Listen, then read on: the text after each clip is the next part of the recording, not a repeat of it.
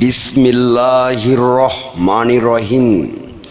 বিশ্ব আধ্যাত্মিক জ্ঞান সঞ্চার দরবার শরীফের প্রতিষ্ঠাতা আমার মুর্শিদ কেবলা গাউসুল আজম শামীম আলী চিশতির দরবার হইতে আমি অধম শাহ আলম আপনাদের সকলকে জানাই আন্তরিক শুভেচ্ছা ও অভিনন্দন। আমার মুর্শিদ কেবলা গাউসুল আজম শামীম আলী চিশতির দরবার হইতে আরও একটি আলোচনা নিয়ে আপনাদের সামনে হাজির হইলাম। আশা করি সকলে ভালো আছেন এবং সকলেই মনোযোগ সহকারী এবং ধৈর্য সহকারী শুরু থেকে শেষ পর্যন্ত সম্পূর্ণ আলোচনাটি শুনুন। আমি যে আলোচনাটি নিয়ে আপনাদের সামনে হাজির হইলাম সেই আলোচনাটি হলেন কোরআনের মূল উদ্দেশ্য কি, এই নিয়ে কিছু তত্ত্ব আলোচনা করিব। তাই সকলেই মনোযোগ সহকারী এবং ধৈর্য সহকারী শুরু থেকে শেষ পর্যন্ত সম্পূর্ণ আলোচনাটি শুনুন। শুরুতেই বিশ্বের সকল স্তরে লোকদের উদ্দেশ্য করে বলছি, আমার লক্ষ্য আমার মুর্শিদ কেবলা গাউসুল আজম শামীম আলী চিশতির লেখা গ্রন্থের বিষয়বস্তু আপনাদের সামনে উপস্থাপনা করা, যাতে আপনারা সকলেই হাকিকত জানতে পারেন, বুঝতে পারেন এবং হাকিকতের জ্ঞান নিতে পারেন। আমি যে আলোচনাটি নিয়ে আপনাদের সামনে হাজির হইলাম, এই আলোচনাটি আপনাদের জন্য অনেক গুরুত্বপূর্ণ। এই আলোচনার মাধ্যমে আপনারা সকলেই জানতে পারবেন কোরআনের মূল উদ্দেশ্য কি। তাই সকলেই মনোযোগ সহকারী এবং ধৈর্য সহকারী শুরু থেকে শেষ পর্যন্ত সম্পূর্ণ আলোচনাটি শুনুন। মানব জমিনে কোরআনুল কারিমের মূল উদ্দেশ্য সম্বন্ধে পর্যালোচনা করিলে দেখিতে পাওয়া যায় সত্য ও মিথ্যা প্রভেদকারী অন্তর্দ্রষ্টা দর্শন জ্ঞান লাভ করাই কোরআনুল কারিমের মূল উদ্দেশ্য। শরীয়ত বিধানে তাকিয়া সত্য মিথ্যার প্রভেদ না জানিলে কোরআনের মূল হাকিকত বোঝা যায় না। পূর্ববর্তী যত আসমানি কিতাব আসিয়াছে তাহার সত্যতা সহ পবিত্র কোরআনে মূল দর্শন লিপিবদ্ধ আছে। পবিত্র কোরআন সৃষ্টি জগতে মানব জাতির ধর্মীয় সংবিধান।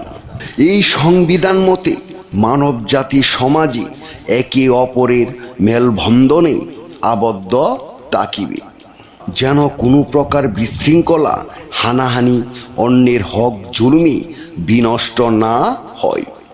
কোরআন মতে সকল জাতি পৃথিবীতে শান্তিতে বসবাস করবে, আর ইহাই পবিত্র কোরআনের ইসলামী আইনের সার্বজনীন শরীয়তি বিধান। শরীয়ত আইন বিধান কোনো সাংঘর্ষিক পূর্ণ আইন নয়, ইহা সার্বজনীনভাবে সমাজের ধর্মীয় শান্তির ব্যবস্থা। মানবজাতি সকলেই যদি নিজ নিজ ধর্মে শরীয়ত আইন বাঁধিয়া তাকিয়া অপরের ধর্মের প্রতি সহিংস আচরণ মতভেদ প্রকাশ না করিত, তাহলে এই সমাজে কখনোই বিশৃঙ্খলা দেখা দিত না। সমাজ শান্তিতে সুবাতাস বহিত। শরীয়ত আইন কাহারোর উপরে অনিচ্ছাকৃতভাবে চাপিয়ে দেওয়া নয়।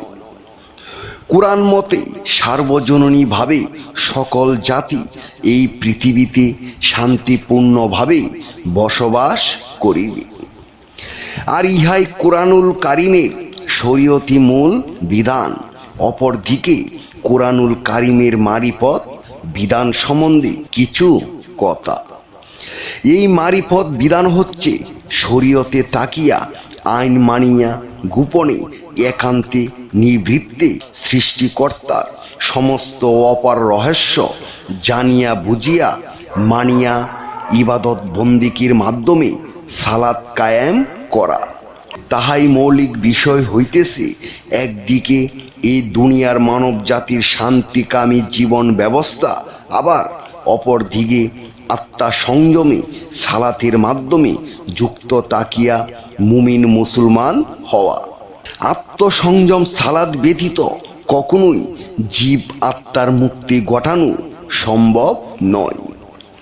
সেই আদি পিতা আদম হইতে আরম্ভ করিয়া শতাব্দীর পর শতাব্দী ধরিয়া এই সত্য বিধান প্রচার হইয়া আসিয়াছে এবং আখিরি নবী মুহাম্মদ সাল্লাল্লাহু আলাইহি ওয়াসাল্লামের প্রতিও সেই বিধান বহাল রাখিয়া মানব জাতিকে শুদ্ধ ও পরিশুদ্ধ হইয়া মুক্তির দেশে প্রত্যাবর্তনের নির্দেশ দিচ্ছে।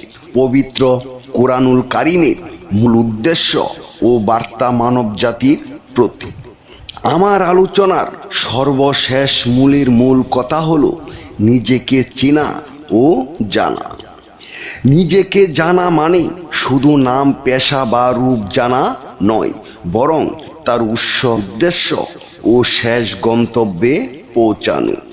যে নিজেকে চিনতে পারলো সে তার রবকে চিনতে পারলো, আর যে রবকে চিনল সে প্রকৃত মুক্তি ও শান্তি লাভ করল। নিজেকে নিজে চেনা যাবে না, তাই নিজেকে চেনার জন্য একজন চেনা লোক প্রয়োজন, আর সেই চেনা লোকটি হবে একজন কামেল মুর্শিদ। হে জগৎবাসী, আমি অদম শাহ আলম বলছি, মনে রেখো তুমি হাজার হাজার বই পাঠ করে মহাপণ্ডিত হয়েছ, অথচ তুমি কখনো তোমার নিজ দেহকে পাঠ করোনি। তুমি বহুবার ঈশ্বরকে পাওয়ার জন্য মন্দিরে, মসজিদে ও গির্জায় দৌড়িয়েছ, অথচ তুমি কখনো নিজের হৃদয়ের গভীরে তাকিয়ে দেখোনি। মনে রেখো, অপবিত্র আত্মা জমজমের পানি দিয়ে গোসল করলেও পবিত্র হবে না, যতক্ষণ পর্যন্ত কামেল মুর্শিদের কাছে বায়াত না হবে। মুর্শিদ ব্যতীত পরিশুদ্ধ হবে না তোমার অপবিত্র মন, কারণ পরিশুদ্ধ আত্মাবিনী পাবে না স্রষ্টার দর্শন। আকাশ পাতাল খুঁজে কেউ পাইল না মাওলার সন্ধান, কামেল পীরের কাছে গেলে দেখাবে তার আসল স্থান। হে জগৎবাসী, আমি সকলের উদ্দেশ্য করি আমি অদম শাহ আলম বলছি, আমাদের সকলের একজন কামেল মুর্শিদ প্রয়োজন। আমি আমার মহান শিক্ষকের শিক্ষা অনুযায়ী যতটুকু শিখেছি, হয়তো কিছুই শিখতে পারি নাই, তারপরেও যতটুকু শিখেছি আমার মহান শিক্ষকের কাছ থেকে।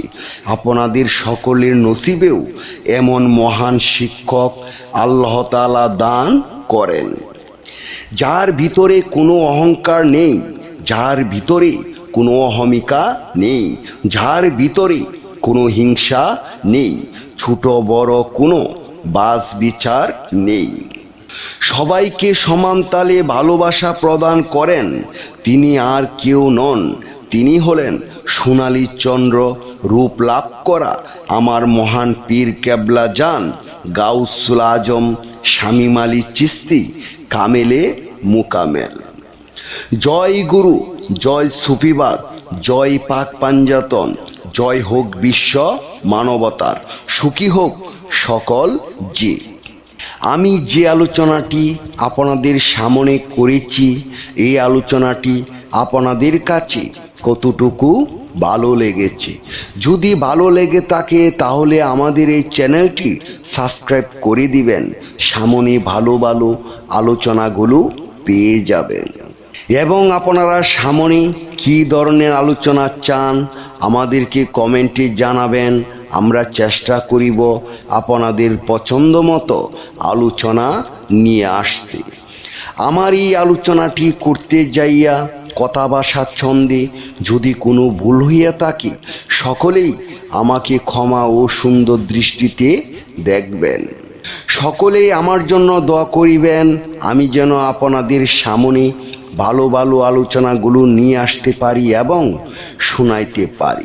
সর্বশেষে সকলের চরণে হাত রেখে একটি কথা বলতে চাই, আল্লাহ গোপনেরও গোপন।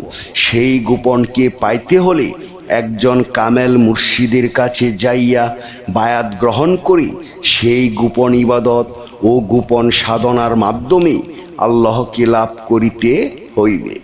সকলেই ভালো থাকবেন, সুস্থ থাকবেন। আল্লাহ হাফিজ।